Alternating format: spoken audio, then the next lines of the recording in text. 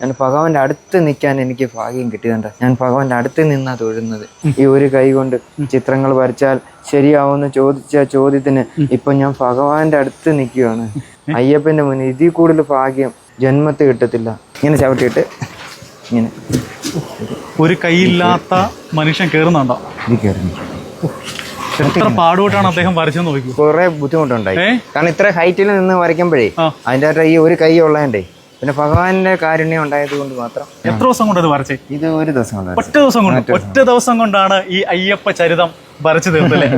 എന്ത് മനോഹരമാണെന്ന് നോക്കി. രണ്ട് കൈയുള്ള നമുക്ക് പോലും ഇത്ര ചിത്രം വരയ്ക്കാൻ പറ്റത്തില്ല.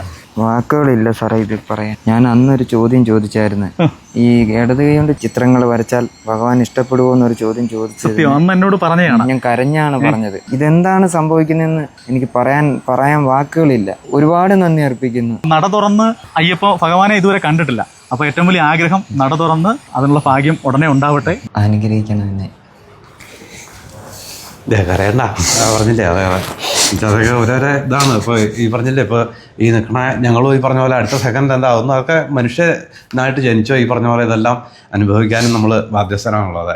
അപ്പോൾ അതിനനുസരിച്ച് പൊക്കോളൂ, ഭഗവാനെ പ്രാർത്ഥിക്കുക. ശരിക്കും തീർച്ചയായിട്ടും എൻ്റെ ഫലം നല്ലത് തന്നെയാവും വന്നത്.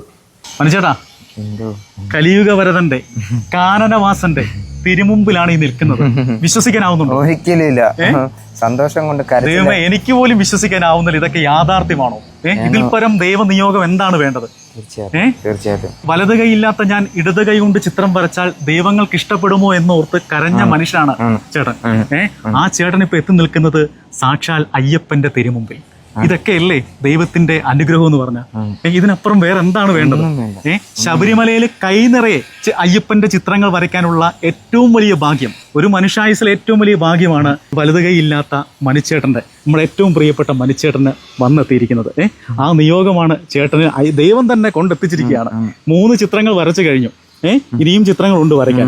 2-3 മാസം എടുത്താലും ഇവിടുത്തെ ചിത്രപ്പണി തീരത്തില്ല. ചേട്ടാ, സന്തോഷമാണോ? ഒരുപാട് സന്തോഷം. പറഞ്ഞറിയിക്കാൻ വയ്യാത്ത സന്തോഷമാണ്. വിശ്വസിക്കാനാവുന്നുണ്ടോ? ഒരിക്കലും എനിക്ക് വിശ്വസിക്കാനാവുന്നില്ല. ഇങ്ങനെയൊക്കെ ഞാൻ ഇങ്ങനെ ഇവിടെ എത്തിപ്പെടുമെന്ന് ഞാൻ അന്ന് ആ വാർത്തയിൽ പറയുന്നതാണ്. അനന്തവണ്ണനോട് ഞാൻ പറഞ്ഞായിരുന്നു, ഈ ഇടത് കൈ കൊണ്ട് ചിത്രം വരച്ച ഭഗവാൻ ഇഷ്ടപ്പെടുവോ എന്ന് തന്നെ ഞാൻ ചോദിച്ചായിരുന്നു.